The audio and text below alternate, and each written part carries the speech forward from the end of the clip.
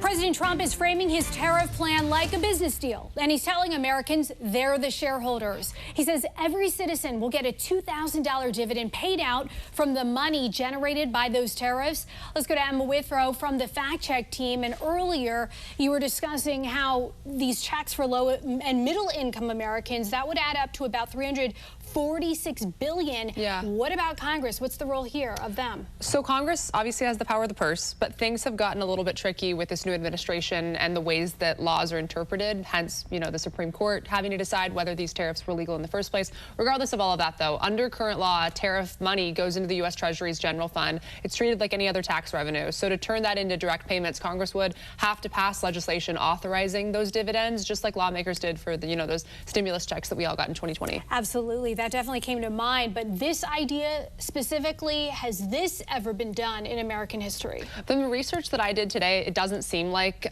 this specifically has been done, but there have been times that the feds returned money to the public, but it was always almost through Congress. So the closest parallels would be those COVID stimulus checks, also the tax rebates in 2001 and also 2008, those economic stimulus payments that happened. The only true dividend model in the U.S. exists actually at the state level in Alaska, where oil revenues from state-owned lands are invested and then paid out to residents through this Alaska Permanent Dividend Fund, which I thought was really interesting. That is an interesting potential connection. We'll see how far this goes. Emma, thank you so much. And for more on this Fact Check team topic, including links to their sources, scan the QR code or visit thenationaldesk.com. I'm Atrell Nashar in Washington. On Wednesday, the Supreme Court will hear arguments in a case that could undo almost all of the president's signature economic policy, tariffs. So far, lower courts have ruled that the president is overstepping his executive authority.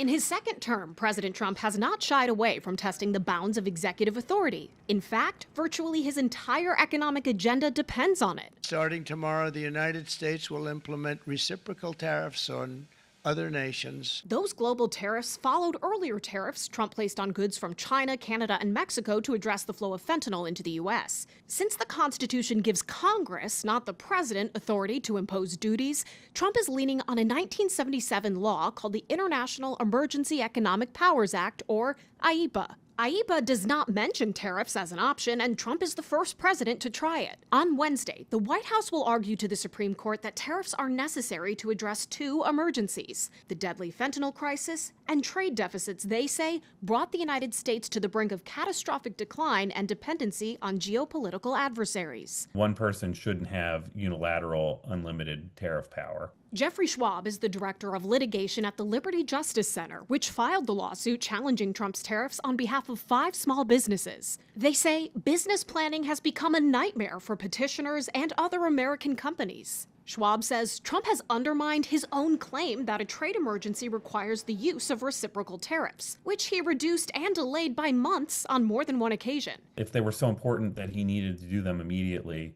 then why the delay? If the Supreme Court rules Trump's tariffs are unconstitutional, the president says, I think our country will be immeasurably hurt. I think our economy will go to hell. The Treasury would likely have to refund about half the tariffs. Schwab says it's a mess of Trump's own making. The government shouldn't be able to gain just because their illegal action happened to be so vast. There are other legal routes for Trump to unilaterally impose tariffs, which his administration says he'd pursue if they lose. But Trump would have limits on how high the tariffs can be and how long they can stay in place. In Washington, I'm Atrell Nashar for the National News Desk, America's News Now. Latest as it unfolds, all eyes in the House to get this all wrapped up, hopefully sooner than later. And with an end in sight for the shutdown, President Trump also hoping to avoid any more roadblocks for his economic agenda. He did warn the U.S. could face an economic disaster if the Supreme Court rules against his trade policy, because the Treasury would have to pay back trillions of dollars in tariffs that it's already collected. In a post online overnight, Trump wrote, the unwind in the event of a negative decision on tariffs would be including investments made, to be made, and return of funds in excess of $3 trillion. It would not be possible to ever make up for that kind of a drubbing, devastating to the future of our country. Following some news out of the Supreme Court, where one of the president's most important pillars of his second term is being discussed. The court will decide the fate of Trump's power to impose worldwide tariffs. Experts say the stakes of this case are very big, both politically and financially. So far, 3 lower courts have called Trump's tariffs illegal and overstepping Congress, who normally has the ability to enforce them. But the president has argued he has the power to do that without congressional authority by declaring a national emergency under the 1977 International Economic Powers Act. The president says the majority of his second-term agenda could be derailed if things don't move forward the way he has planned it to. In a post on Truth Social in the past 24 hours, he's been pretty frank about this. We'll show you the post now. He says this is a life-and-death situation for the country. He goes on to say that without it, we are virtually defenseless against other countries who have for years taken advantage of us. He also went on to talk about the stock market. Recently, the High Court has handed the Trump administration some pretty big wins, including presidential immunity, limiting nationwide injunctions, and immigration policies as well. Certainly tracking what happens at the Supreme Court. We'll have the very latest for you this afternoon and anytime on our website, thenationaldesk.com. While defending his tariffs in a post on Truth Social, President Trump said he planned on giving all American citizens, aside from high-income earners, a dividend. Let's go to Emma Withrow from the Fact Check team. Any indication who specifically would qualify for these bonuses? So there hasn't been like an official plan released or anything. All we've seen was that one post from Truth Social from President Trump. And we don't really know who he considers to be high income. But what we do know is that he plans to use money generated by the tariffs to dish out these bonus checks, or as he's calling them, dividends.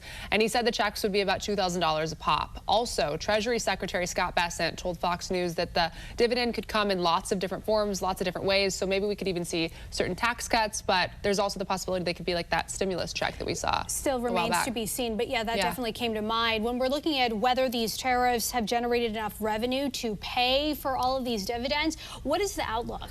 So at this point, it doesn't look like they would have the money or the means to do that right now, but potentially in the near future. So according to the Committee for a Responsible Budget, the tariffs generated around $195 billion in fiscal year 2025.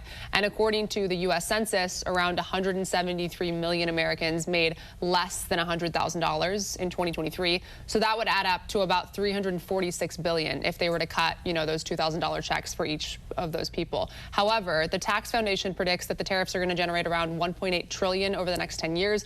So in the future, it seems like there would be enough to cover those $2,000 dividends that Trump is suggesting. We're just going to have to wait and see how it all plays out, especially with the Supreme Court.